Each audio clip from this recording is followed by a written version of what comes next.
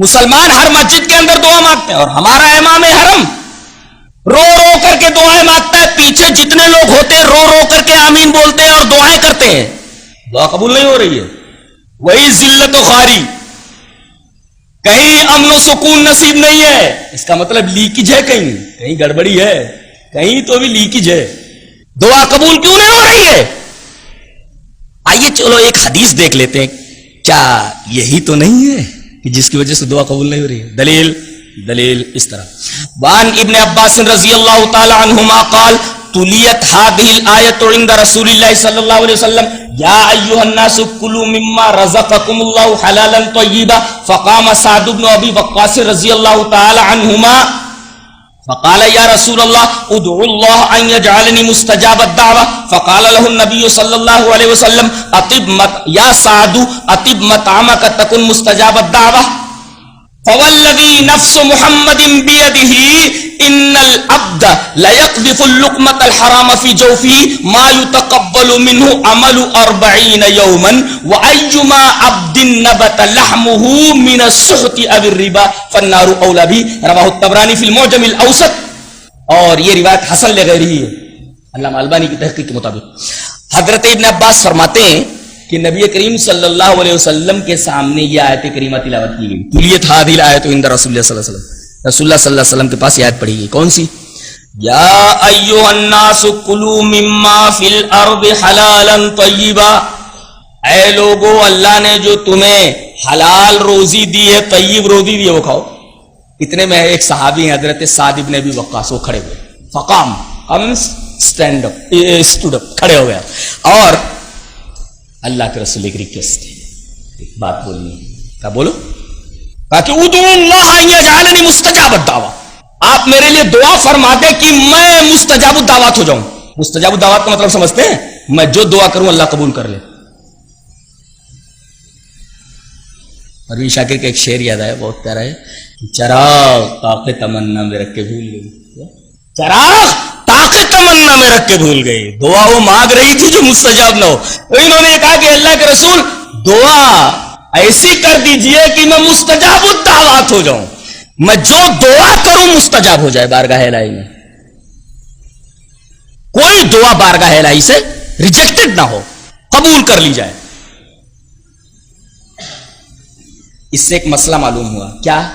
کسی سے کہہ سکتے ہیں آپ کہ میرے لیے یہ دعا کر دیجئے، اللہ سے میرے لیے یہ دعا کر دیجئے، لیکن اس آدمی کا زندہ رہنا ضروری ہے، اس آدمی کا بھائی وہ بات کو واضح کر دینا ضروری ہے نا، نہیں تو آدمی کچھ کا کچھ سمجھ لے۔ یہاں حضرت ابن عباس رضی اللہ تعالی عنہ کی جو یہ روایت ہے، سعد ابن ابی وقاص نبی سے کہہ رہے ہیں، اور نبی آپ کے سامنے ہے کہ اللہ کے رسول ادعو اللہ، اللہ سے آپ دعا کر دیجئے۔ اور دوسری بات یہ معلوم ہوئی کہ نبی کو بھی یہ اختیار نہیں ہے کہ کسی کو مستجاب الدعوات بنا دے۔ حضرت سعد بن ابی وقاص کہہ رہے آپ اللہ سے دعا کیجئے، یعنی صحابی کا عقیدہ یہ ہے کہ نبی مستجاب الدعوات نہیں بنا سکتا، اللہ ہی بنا سکتا ہے۔ تو دو مسئلے معلوم ہوئے، کسی مسلمان سے، کسی مومن سے کہا جا سکتا ہے میرے لیے دعا کر دیجئے، میری طبیعت ٹھیک نہیں ہے، میں ذرا پریشان حال ہوں، میرے لیے یہ پرابلم سے میرے یہ تکلیفیں ہیں، تو میرے لیے آپ اللہ سے دعا کر دیں، ایسا کہہ سکتے ہیں آپ کسی اچھے آدمی سے، دعا کر دیجئے آپ میرے لیے۔ لیکن یہ عقیدہ ہو کہ مصیبت وہی دور کرتا ہے، وَإِن يَمْسَسْكَ اللَّهُ بِضُرٍّ فَلَا كَاشِفَ لَهُ إِلَّا هُوَ، یہ عقیدہ ہونا چاہیے۔ تو انہوں نے کہا کہ اللہ کے رسول ایک ریکویسٹ ہے، کہا بولو، کہا کہ ادعو اللہ ان یجعلنی مستجاب الدعوہ، آپ اللہ سے یہ دعا کر دیں میرے لیے کہ میں مستجاب الدعوات ہو جاؤں، جو دعا کروں قبول ہو جائے۔ اللہ کے رسول صلی اللہ علیہ وسلم نے فرمایا میں تو یہ نہیں کر سکتا، ایک نسخہ بتا رہا ہوں، تم نسخہ خود استعمال کر لو، مستجاب الدعوات ہو جاؤ گے۔ کہا کہ اللہ کے رسول ایسی بات ہے، جلدی سے بتائیے وہ نسخہ کون سا ہے؟ اللہ کے رسول نے کہا نسخہ ایک ہی بات ہے، یا سعد، اے سعد، اطب مطعمک، بس اپنی روزی کو پاک کر لے، تکن مستجاب الدعوات، تو مستجاب الدعوات ہو جائے گا۔ ایک ہی کام کرنا ہے، اگر ہر دعا اللہ سے قبول کروانی ہے اور آپ یہ چاہتے ہیں کہ میری کوئی دعا بارگاہ الہی سے ریجیکٹڈ نہ ہو، تو آپ کو ایک کام کرنا ہے مستجاب دعوت بننے کے لیے، اطب مطعمک، اپنی روزی کو پاک کر لو، مستجاب دعوت ہو جاؤ، تکن مستجاب دعوت۔ اس کے بعد آپ نے ایک عجیب بات فرمائی،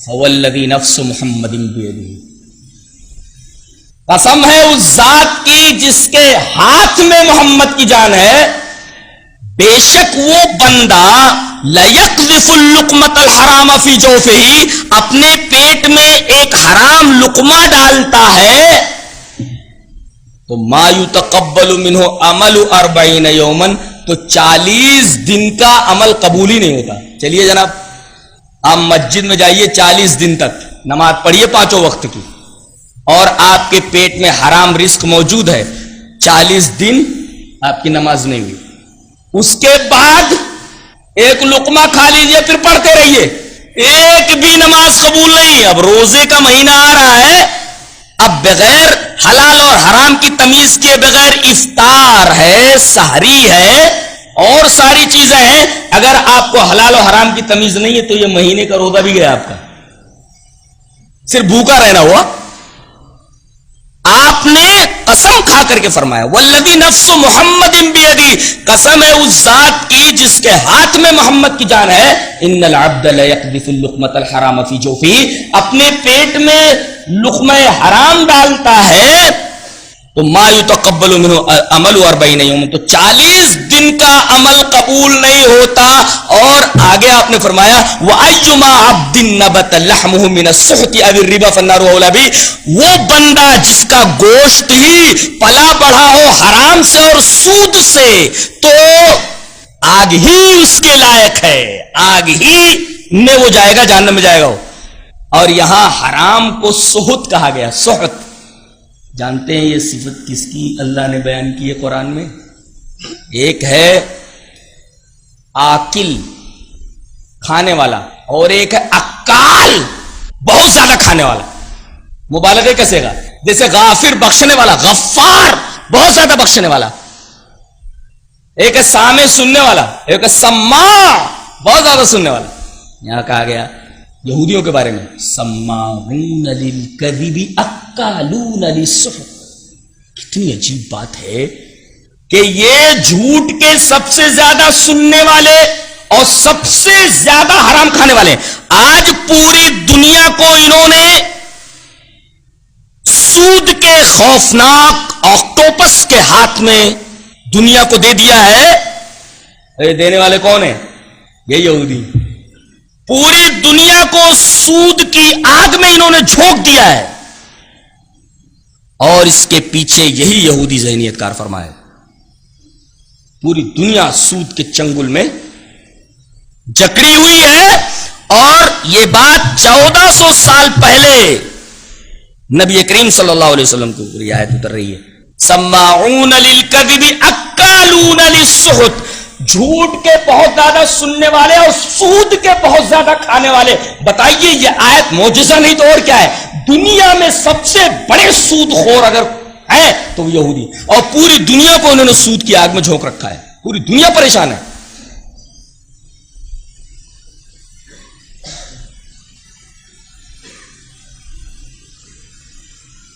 کتنی قسم کی تجارتیں ہیں، کتنے قسم کے دھندے ہیں۔ میں تو یہ کہوں گا کہ بنیادی طور پر حصول رزق کے 2 ذرائع ہیں، ایک زراعت ہے اور ایک تجارت ہے۔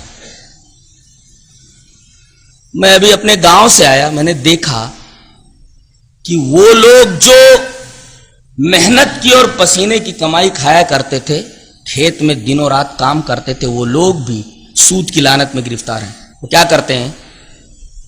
5 بیگھہ کھیت یا 1 بیگھہ کھیت یا 5 ایکڑ کھیت کسی کو دے دیتے ہیں، یہ 5 ایکڑ کھیت آپ کے حوالے ہے، ہمیں 5 کنٹل، 1 کنٹل 100 کلو کا، 5 کنٹل ہمیں ہر فصل پر دے دینا، گیہوں کی فصل کے اوپر 5 کنٹل گیہوں دے دینا، دھان کی فصل پر 5 कुंतल धान दे देना। अब बताइए, ये सूद नहीं है?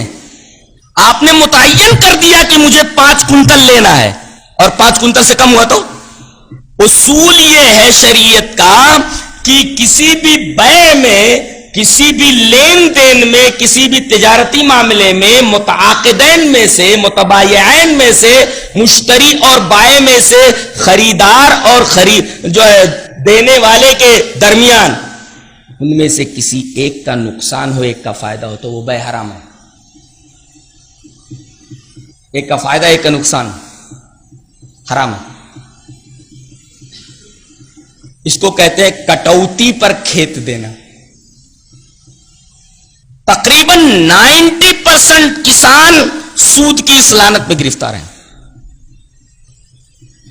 तो हुसूल रिज्क के बुनियादी जराए 2 हैं। एक ज़राअत है, 90% किसान सूद की लानत में गिरफ्तार है, वहां भी हराम तरीके से कमा रहा है, हराम तरीके से कमा करके हराम लुक़्मे अपने पेट में डाले। और हुसूल रिज्क का दूसरा जरिया बिजनेस है, तिजारत। नई नई शक्लें तिजारत की, किस्तों पर चीजों को लेना।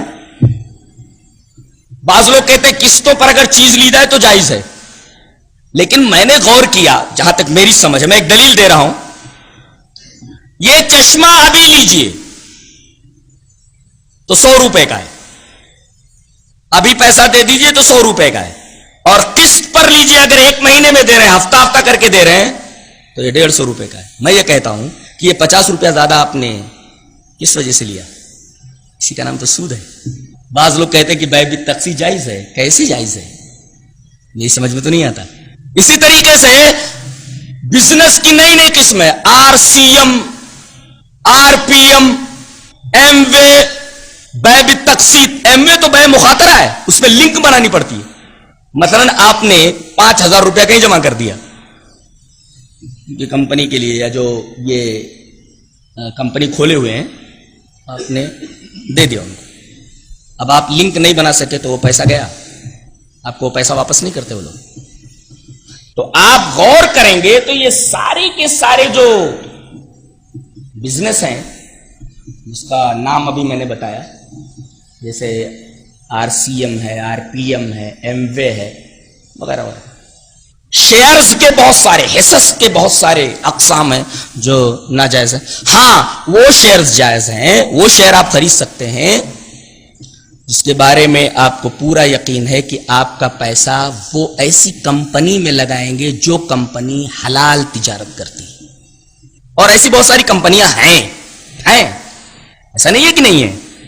आपको पूरा यकीन है तो आप वो शेयर खरीद सकते हैं। मैं ये कहता हूं कि 90% जिस तरह किसान ज़राअत के मामले में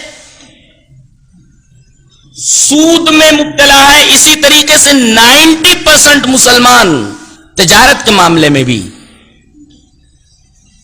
सूदी ऑक्टोपस के चंगुल में फंसे हुए हैं।